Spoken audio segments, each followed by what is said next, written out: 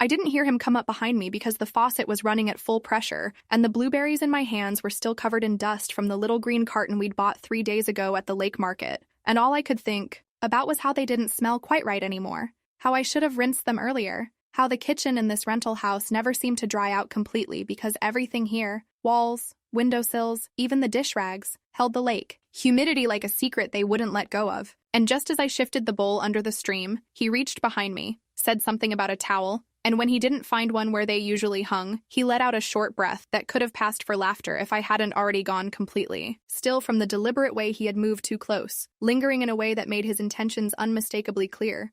He had already stepped back, not quickly like someone caught, but with the unhurried confidence of someone who didn't expect to be questioned, his chin tilting slightly as he nodded toward the wall hook near the oven, the same one I'd checked 10 minutes earlier and found empty, and with a small shrug he said, "Didn't see a towel," while holding my gaze for a moment longer than necessary, not like a challenge, but like punctuation. Like he was placing the period at the end of a sentence I hadn't meant to start reading.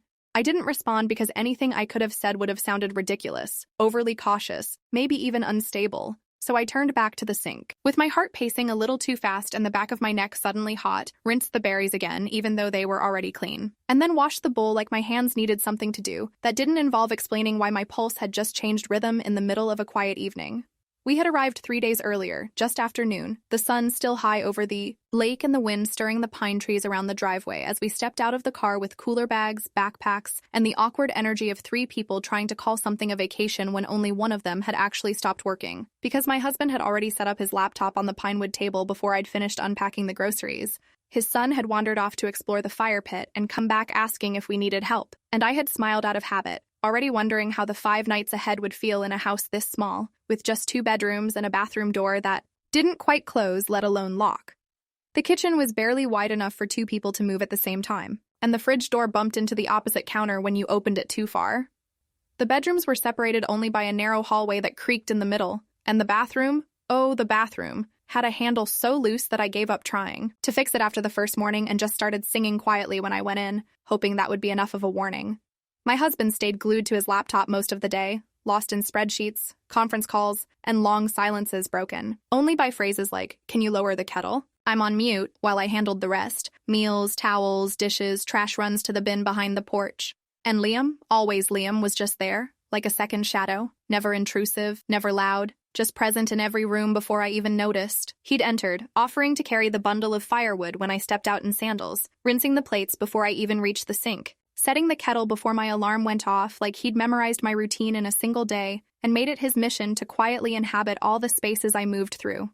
I thought maybe he was just polite, just helpful, maybe bored, maybe trying to bond with a woman he barely knew, but now lived 3 doors down from every summer break. And I told myself this again and again, until the night he leaned against the pantry with his arms crossed and said in that low voice he always used late, "In the day, you pretend not to notice when I walk into a room, but that's when you forget to breathe." And the way he said it was so calm, so assured, like he'd been watching me do it for years instead of days, like he thought he understood something. I didn't even know I was showing. I laughed, not because it was funny, but because I didn't know what else to do, and the sound echoed sharper than I meant it to, bounced off the cabinets and hung there for a beat too long, and when I glanced back, he hadn't smiled at all, just kept watching me like he was waiting for me to stop pretending. I didn't tell my husband. The next night, Liam asked if he could move to the second bedroom because, in his words, Dad snores like he's fighting a bear, and my husband, half listening as he typed something into an Excel sheet, waved a hand and said, "Sure, take the spare, I'll crash on the couch, no big deal," which meant that now I was sleeping across from Liam with only a stretch of hallway and 2 hollow doors between us. And for the first time since we arrived, I started locking my own door from the inside with a rubber band and the small travel hook I'd brought in case of cabin bathrooms. I woke up twice that night to the sound of footsteps and told myself it was nothing. The next evening, just after the sun had folded itself behind the trees and left that long golden stripe across the lake that always made the windows look like they were glowing from inside, I stepped into the kitchen to find him already there, leaning casually against the fridge with a glass in his hand, something light pink with condensation sliding down the sides and a single slice of lime perfectly placed like it had been styled for a magazine. And before I could ask what it was, he held it out to me with a quiet smile that didn't try too hard and said, "Try it." And I did. Not because I wanted to, but because there was something in the way he offered it that made it easier to take than refuse. The taste caught me off guard, something soft and citrusy with just enough sweetness to linger, and I found myself nodding before I meant to, surprised not by the drink itself, but by the accuracy of it, the familiarity of flavors. I hadn't even realized I preferred, and I asked without thinking, "How did you know I'd like this?" And his answer came without pause, without flinching, delivered with the kind of calm that made you wonder how many times he'd rehearsed it in his mind before saying it out loud. When you stay quiet long enough, you start listening better. And in that moment, I realized he wasn't just hearing what I said. He was collecting all the things I didn't. He had started doing that, noticing things, small movements, habits, gestures I hadn't even been aware I made. Like the way I always adjusted the thin strap of my tank top when it slipped off my shoulder, or how I rubbed the side of my neck when I was thinking. And it wasn't the noticing itself that unnerved me. It was the timing of it, the precision, with which he caught the motion before it even completed, as if he was moving slightly ahead of me through the house, tracing my path in reverse and anticipating each reaction with a kind of eerie ease that made me feel not seen, but scanned. It wasn't about being looked at like a woman or a stepmother or someone older. It was about being looked through, watched from a distance so focused that it became intimate without ever breaking a rule. And that's what scared me the most. Not that he crossed lines, but that he knew exactly how to walk along the edge of them without stumbling once, that he made it seem like I was the one who didn't understand where the boundary actually was. The air between us had changed, not in temperature or smell or sound, but in density. Like it took more effort to walk through the hallway or stand near the sink without thinking about how many times he'd leaned beside it or brushed past me on his way to nowhere. And I began to realize that his presence was no longer background noise, it was the entire atmosphere. It shaped how I moved, how I breathed, how long I stayed in a room before leaving. That morning, I'd woken up earlier than usual with the uneasy kind of sleep that never quite ends, and after laying still for longer than I'd admit, I got up and walked quietly down the hall to the bathroom, hoping for a moment of stillness before the day began. And when I turned on the light and saw the mirror, I stopped mid-step, because what I saw wasn't a reflection of myself, but a single handprint, right in the center of the glass, high enough that I had to tilt my chin to meet it, and clear enough that each finger stood separate from the next with just the faintest smudge of a palm below them. It wasn't mine. I knew that instantly, not only because the height didn't match, I couldn't reach that spot unless I stood on my toes, but because the shape was wrong, the fingers too long, the hand wider than mine in a way that made it obvious it wasn't an accident. And it wasn't my husband's either, because he always wiped down the mirror with his towel after a shower, always had, a habit he'd carried, from hotel to hotel during our years of travel. I didn't say anything. I didn't gasp or call out or run to get someone. I just stood there for a while with the light humming overhead and the old floor creaking gently under my feet, as if the house was waiting to see what I would do. And then I grabbed the rag from under the sink, the one I used to wipe the counters, and I pressed it hard against the mirror, scrubbing until the glass squeaked and the reflection blurred, not because I was angry or frightened, but because something inside me needed that mark gone, needed it erased in a way that felt less like cleaning and more like undoing. And as I rubbed that cloth in long circles, I wasn't thinking about Liam or the drink or the hallway at night. I wasn't thinking at all, because my thoughts had dropped beneath the surface of something heavier, something I didn't have a name for yet, only a feeling, like I was standing inside a quiet that had grown too thick, too slow. The kind of silence that fills a room when everyone has already decided not to speak the truth. I woke up to silence, the kind that doesn't come naturally in a vacation house where floors creak and kettles rattle and doors never quite shut right. But that morning the air felt too still, too calm, and when I reached over and didn't find my husband's weight beside me, I sat up quickly, blinking against the gray light that came in through the half-drawn curtain. And it wasn't until I found the note on the counter that I remembered him saying something the night before about driving to the next town to get better fishing gear. Something about rods and bait and how the local shop had nothing worth casting. And the handwriting on the note was rushed and crooked, like it always was when he thought I wouldn't read it more than once. Back by lunch, don't wait to eat. The coffee was already brewing by the time I walked into the kitchen, the smell warm and rich, the kind that makes your stomach tighten even if you're not hungry yet. And there was only one person who would have started it, because my husband barely drank coffee and never remembered the ratio of grounds to water. But Liam had learned it by watching me once, just once, and now the kettle clicked off like it was waiting for me to step into the room. And when I reached for my usual cup, the one with the faded blue rim, he handed it to me before I could take it myself, not looking at me as he did, but holding it steady, fingers grazing mine too briefly to be anything and too long to be nothing. I took one sip and stopped. Not because it was hot, but because I felt something brush my lip, and when I looked inside, I saw a single sprig of mint floating at the bottom, not from the garden out front, not from the fridge, but from somewhere he'd kept it cool and whole and green. and I stared at that small leaf longer than I should have because I'd never told him I liked mint, never mentioned how I always dropped one into my mug when no one was looking, how it was a habit from before my marriage, before any of this, before the quiet summer mornings that now held a different kind of tension I couldn't name.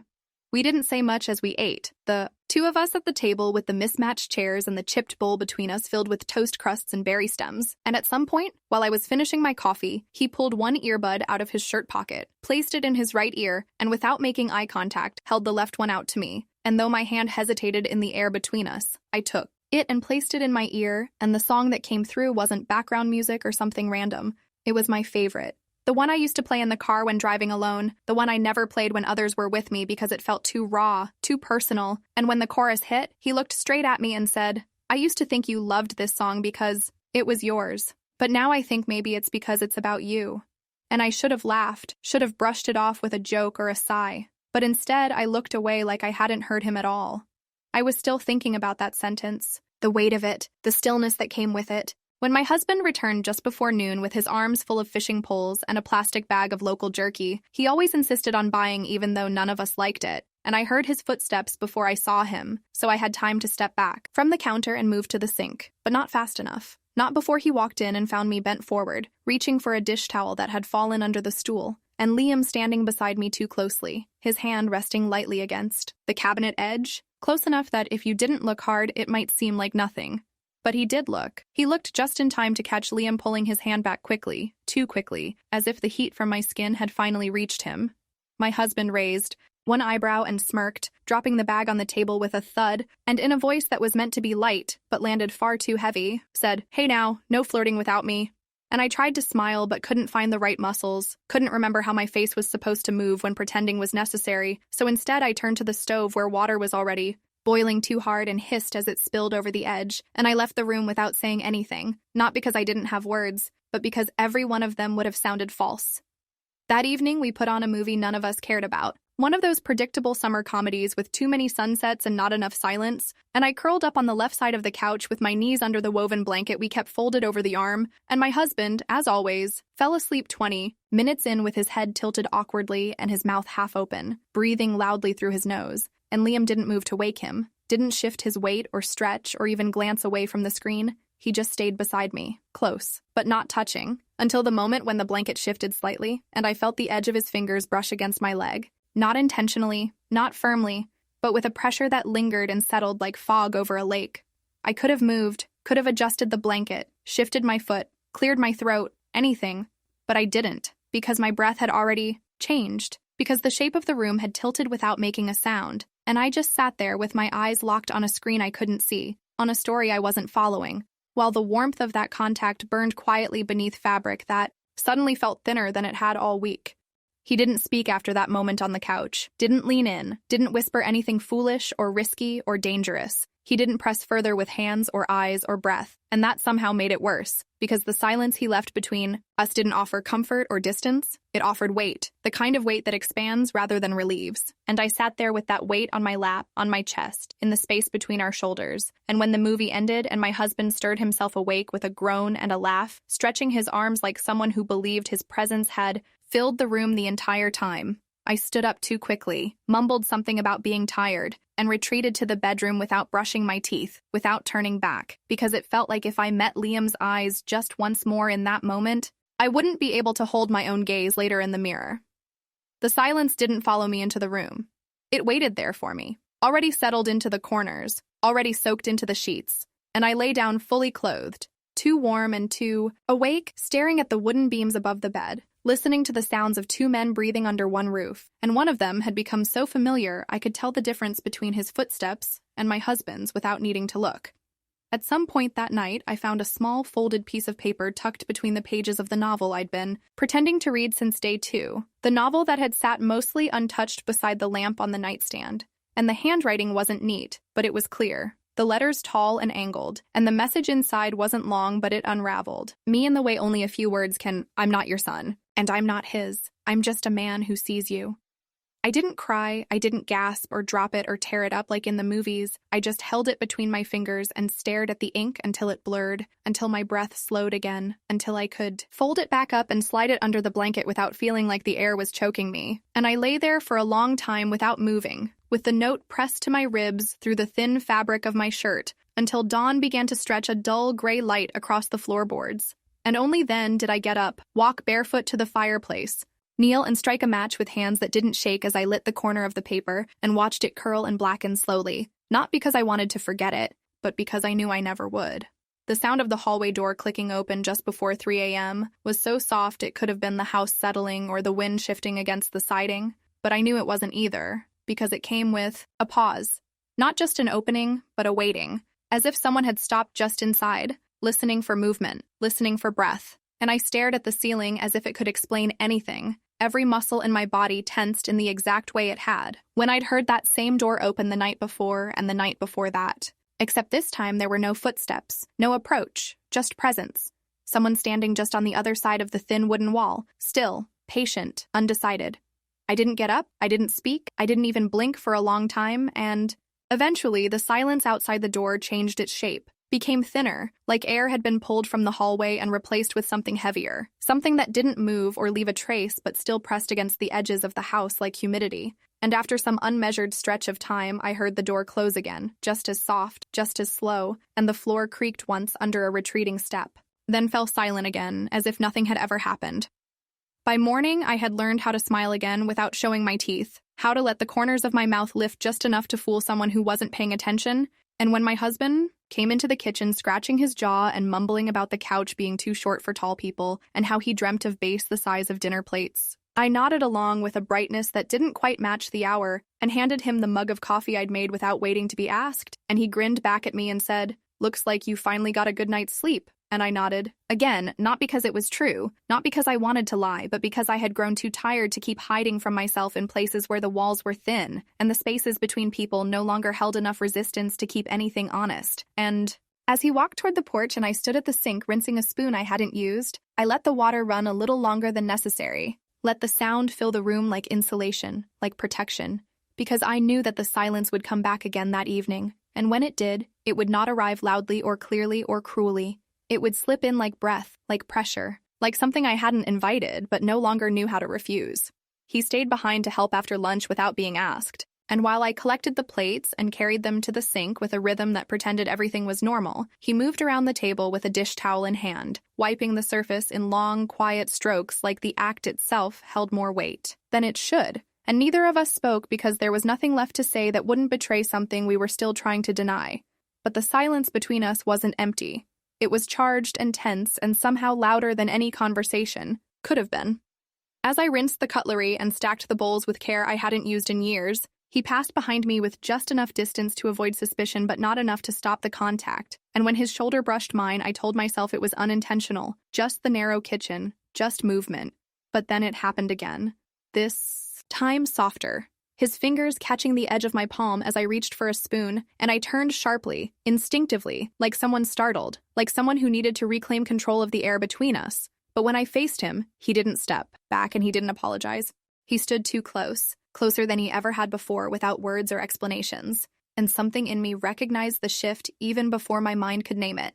The heat between our bodies no longer subtle, no longer passive, just there, immediate, and unapologetic. And I swallowed hard and said, "This is madness," with a voice that shook more from restraint than fear. And he looked at me not with guilt or hesitation, but with a steady calm that made the floor feel less stable. And he said, "Then it's real."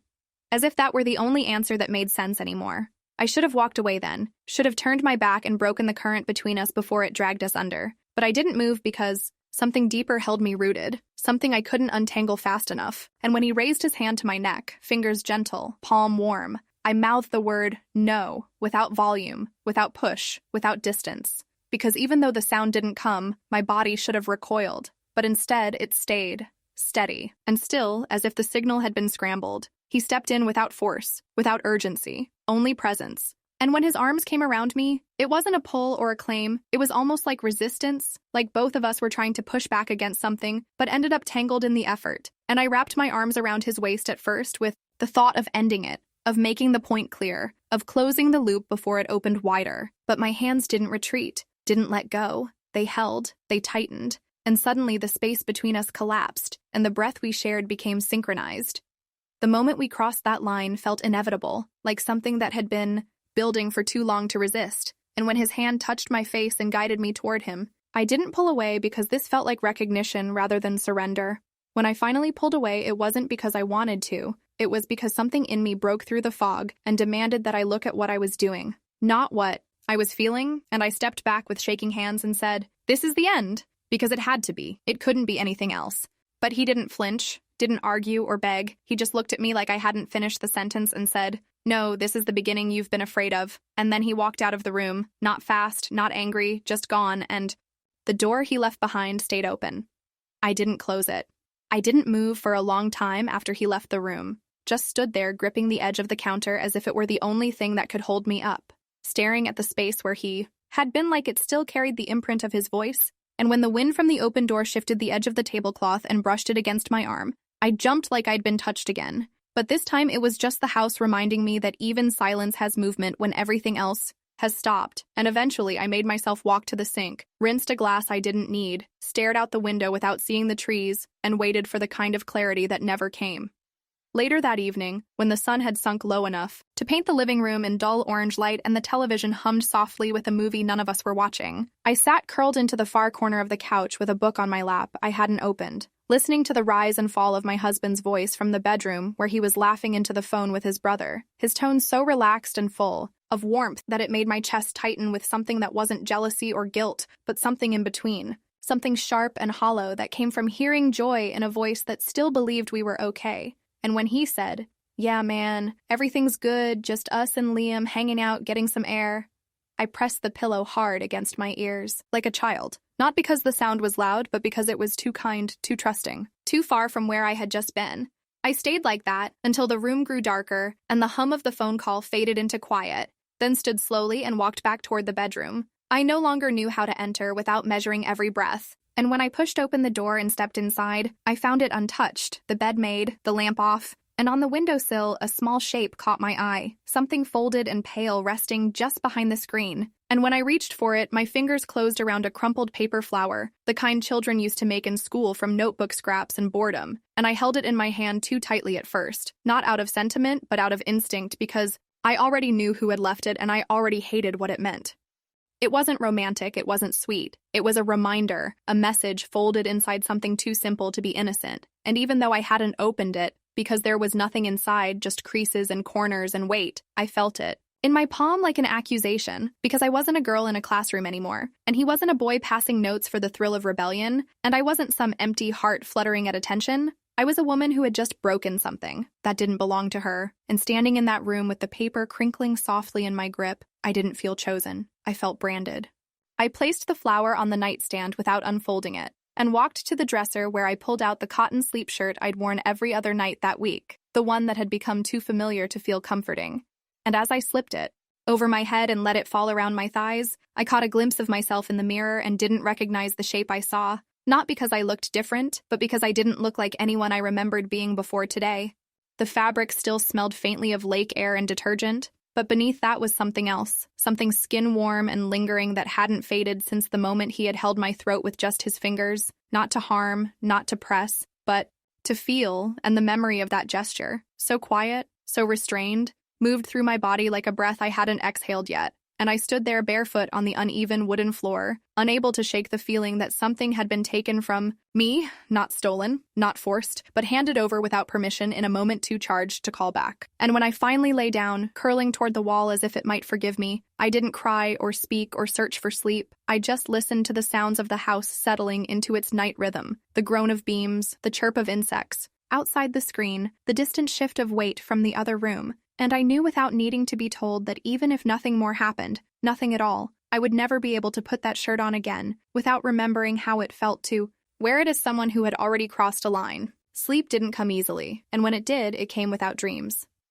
That morning I didn't close the curtains, not because I forgot in the way people forget things like leaving lights on or misplacing keys, but because some part of me didn't want to remember. Some quiet, stubborn part that had grown tired of pulling fabric across glass just to pretend there weren't things we didn't want seen.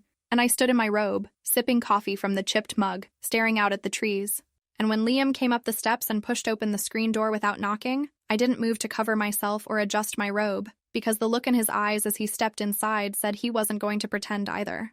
He didn't look away, and I didn't move to close my robe, because in that moment the space between us was no longer defined by things like propriety or roles. It was defined by something far quieter and more dangerous: mutual understanding. We were careless that day, or maybe just tired of pretending to be careful, because later, while I was drying glasses with a dish towel that still smelled faintly of citrus and humidity, I heard the sound of the bathroom door swinging open and Liam's bare footsteps padding softly across the floor. And when I turned my head, my husband had just opened the fridge and was rummaging for something he'd forgotten he bought. And at the exact moment Liam stepped out of the hallway, hair damp, body wrapped loosely in a towel that was unmistakably mine, the light beige one with the frayed edge, I saw my husband straighten and glance over his shoulder, eyebrows lifting with amused confusion.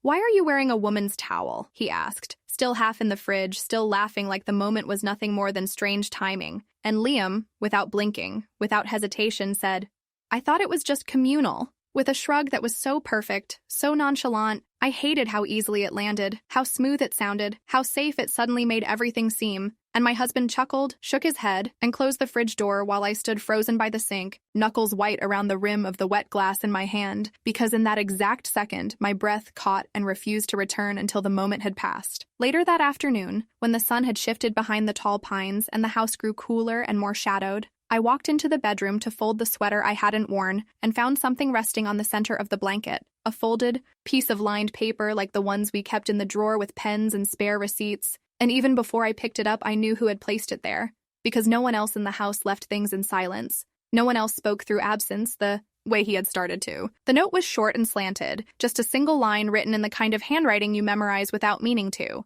And it read, "I'm in the guest room until you tell me to leave."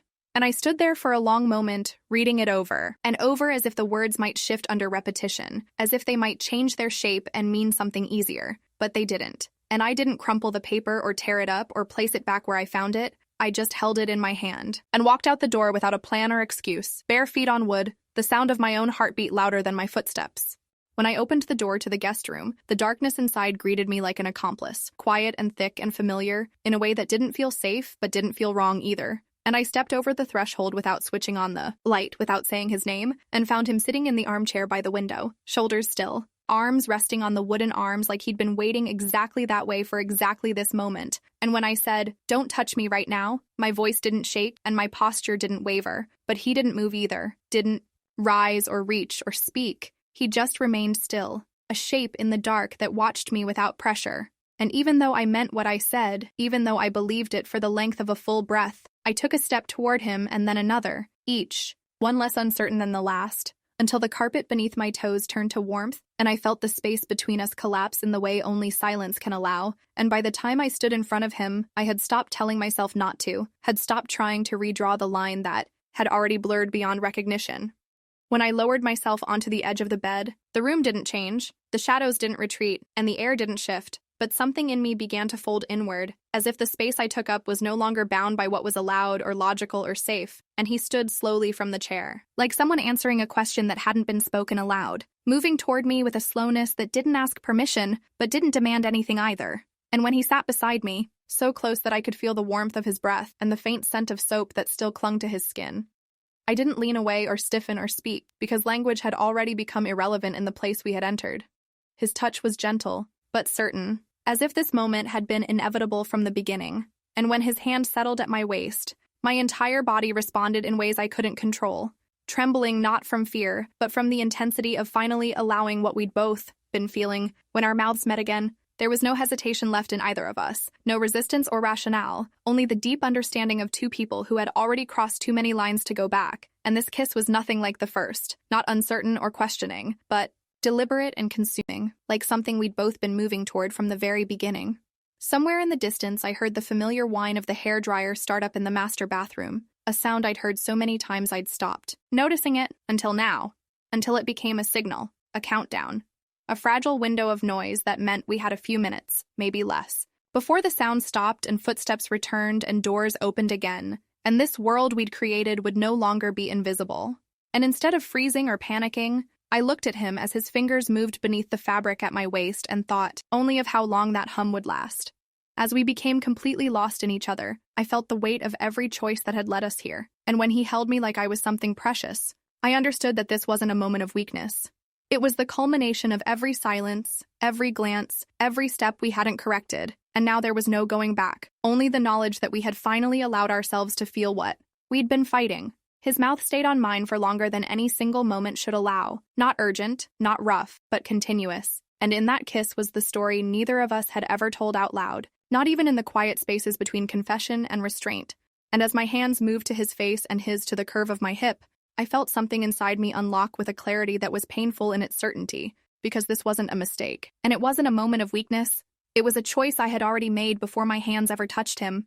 And then, as if summoned by the sheer gravity of what we were doing, I heard the creak of the first step outside the room, faint but unmistakable. A slow, deliberate footfall that didn't belong to chance or weather or time, and my entire body tensed not from guilt or fear, but from the impossible realization that someone was climbing the stairs, someone whose presence could unmake everything in a single glance. And I pulled back suddenly, breath caught mid-motion, fingers scrambling toward the front of my shirt, which I had forgotten to button when I entered because I hadn't meant to stay, hadn't meant to touch or be touched, but there I was, half undone, completely unready, and not because I couldn't move faster, but because somewhere deep down, I hadn't planned to.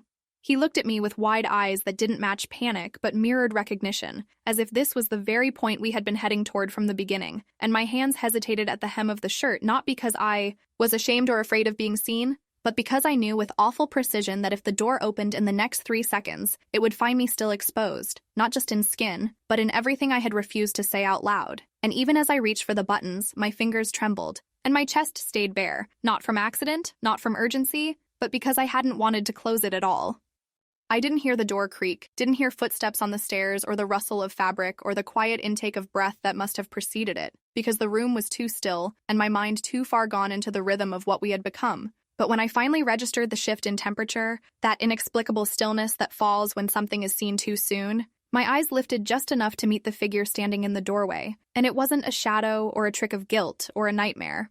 It was my husband, holding a towel in one hand like he had only come upstairs to offer something simple. And what he found instead took the weight out of his posture and the color from his face in an instant. He didn't speak, didn't shout or drop the towel or demand an explanation. He only stood there, frozen in the doorframe, eyes wide and locked on the scene in front of him, and I knew that whatever I had once meant to him had just cracked apart. Not in noise or fury, but in silence so total it made my skin burn, because we were together in a way that left no room for explanation, no excuse that could disguise what was already clear. We hadn't heard the handle turn or the hinges move, and now there was nothing left to cover with blankets or distance or denial, because even the air between us was heavy with what we had done, and Liam didn't flinch or pull away or move to stand. He only turned his head slowly toward the doorway and looked at the man who had once raised him like a son. The man who had trusted him enough to bring him here, and with a voice that didn't tremble, didn't plead, didn't ask for forgiveness, Liam said only, "This isn't a game," and somehow the stillness grew deeper, more unbearable. For a full breath, maybe 2, my husband didn't move, didn't blink, just stared at the two of us like he was trying to remember how to breathe or how to leave or how to become someone who hadn't seen this. And then without a sound, he lowered his arm and let the towel fall to the floor like it no longer mattered, like nothing did. And he turned without speaking, without rage, without tears, and walked away from the doorway with a pace so even it felt like he wasn't walking down the hall of a rented house, but away from a life that no longer held a center.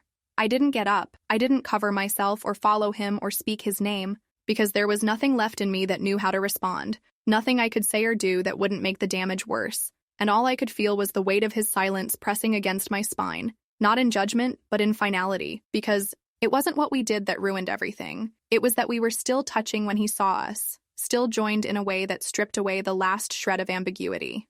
The sound of his footsteps receded slowly, and then there was only the distant groan of the stair beneath his weight, then nothing. Later, I heard the door open and close again, this time with more certainty. The dull thud of suitcases being pulled from closets, the sharp metallic snap of zippers and buckles. And when I walked to the top of the stairs, he was already standing in the living room folding shirts with mechanical precision, face blank, jaw tight, and I stood there barefoot with my arms across my chest and said his name once, softly, then again, louder, but he didn't lift his head until I said, "Please, say something." And when he finally looked up, his voice came quiet but clear, like someone delivering a truth they never wanted to know. "I protected you from everything," he said, "but not from yourself." And he turned back to the suitcase like that was the end of it, and maybe it was. He didn't wait for dinner, didn't sit down or pause at the doorway for one last glance like in those drawn-out endings people always expect when something breaks beyond repair. He just lifted the suitcase in one hand and his backpack in the other and opened the front door as if he had done it 1,000 times before. No hesitation, no slam, no drama, just a single quiet step over the threshold, and then the sound of the screen door closing behind him, followed by the hum of the engine that turned over far too fast for someone whose world had just collapsed. And I stood at the window upstairs, clutching the curtain I hadn't bothered to close earlier, and watched the taillights disappear down the narrow gravel road with the same kind of finality people usually reserve for funerals. There was no text that night, no missed calls, no passive-aggressive silence filled with just enough breadcrumb noise to suggest there might still be a conversation coming, because this wasn't that kind of ending. This was clean, sharp, and absolute. And with every hour that passed, the absence carved itself deeper into the corners of the house like smoke after a fire that had already taken what it came for. And by midnight, the bed felt too cold on one side and too guilty on the other. And I lay there staring at the ceiling, no longer trying to convince myself that this wasn't real. In the morning, the kitchen was too bright, too quiet, and the only sound came from the rustle of paper as Liam flipped through the morning circular someone had shoved through the door earlier in the week, and he was sitting at the table like nothing had changed, like he hadn't been part of what detonated the night before, and I stood near the counter long enough for him to speak without looking up, his fingers still resting on the fold in the page like he was considering a recipe or a discount, or maybe just pretending the world was still made of simple decisions. "You knew where this was going," he said, voice low and even and without shame or defense. "And I didn't drag you into it, I just stepped into the place where you were already standing." And the words hit harder than anything I had prepared myself for, not because they were cruel or wrong, but because they were right, because he wasn't lying, because the truth wasn't in what we did, but in all the days before it, the glances, not corrected, the silences not filled, the distance not enforced. And I realized he hadn't crossed a line so much as followed one I had drawn with my own quiet gestures, step by step, minute by minute, breath by breath. I didn't argue with him, didn't shake my head or run to the sink or pretend I hadn't heard. I just stood there with both hands flat against the edge of the countertop, grounding myself against the weight of a truth I no longer wanted to carry, and I nodded slowly because there was no defense left in me, only the residue of choices that had already written themselves across every surface of the house like fingerprints in dust.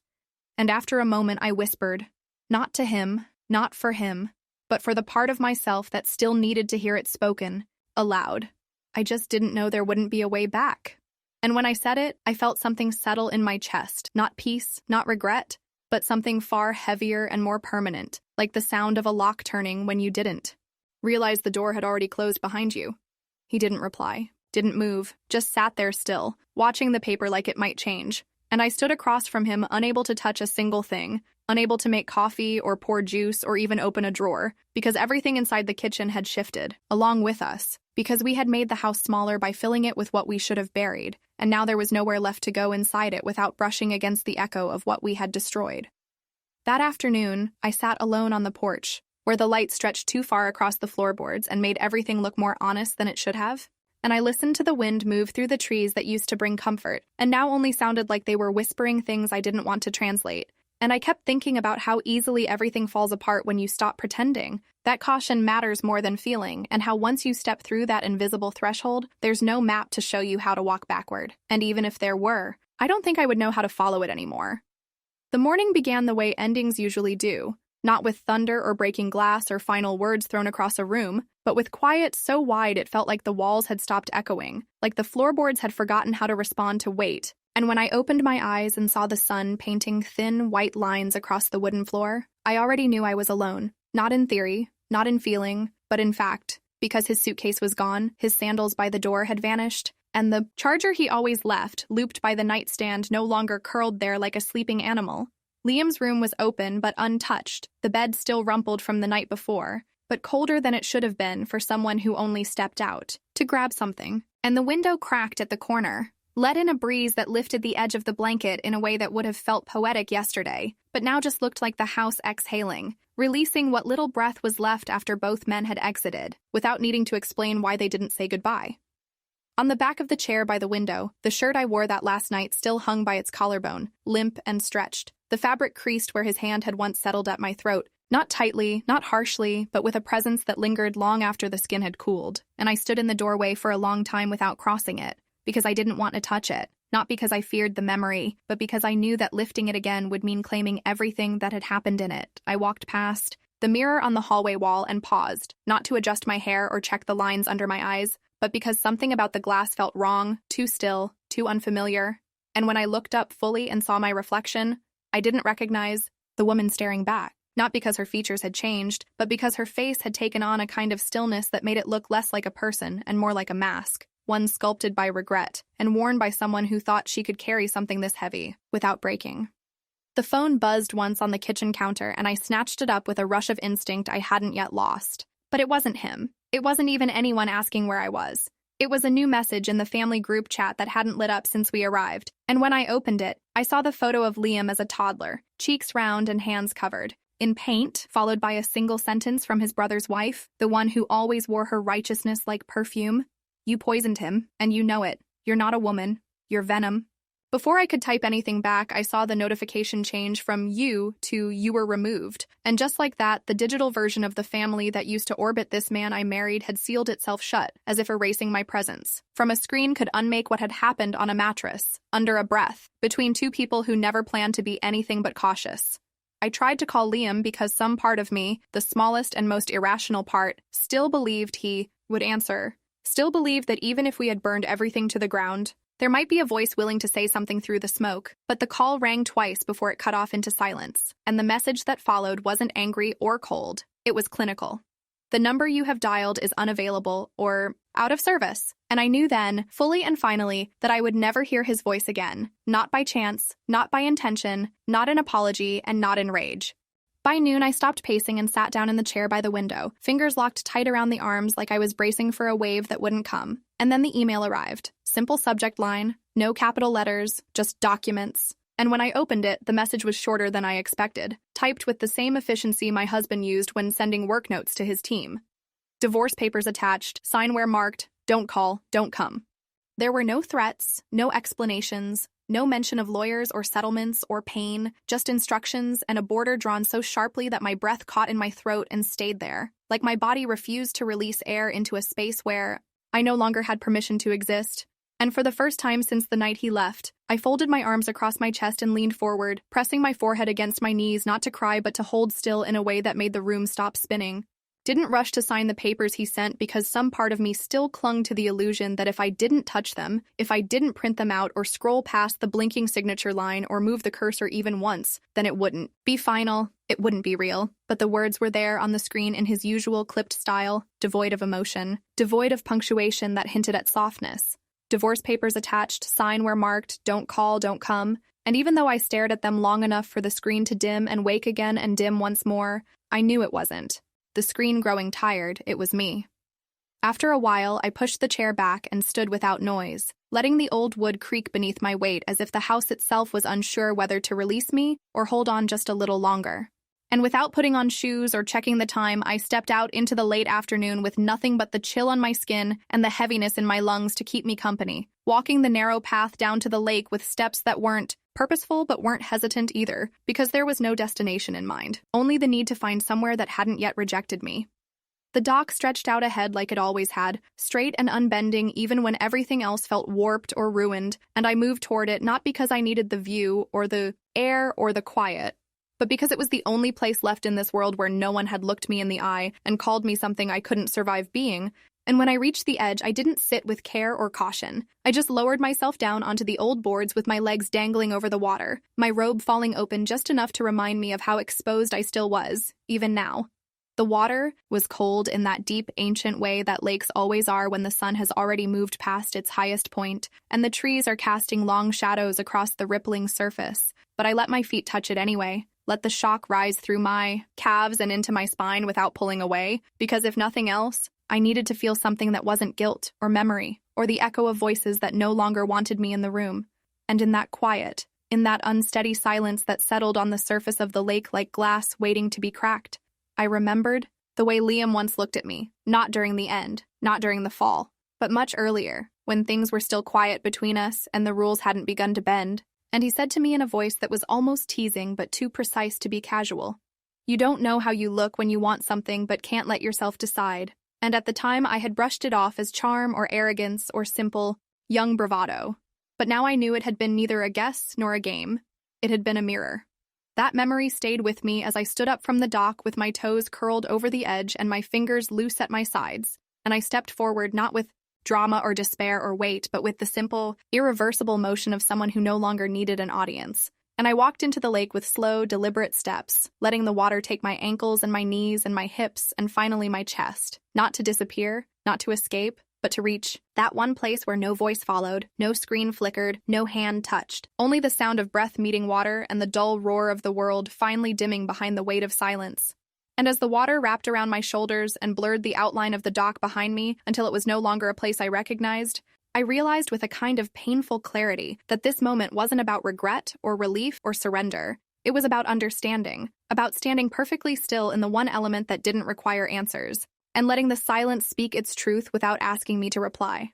Now I know what silence does. It waits behind every wrong choice and every right one you never dared to make, and when everything has fallen and every excuse has crumbled and every person has walked away without turning their head, it comes to sit beside you gently and whisper what no one else ever says.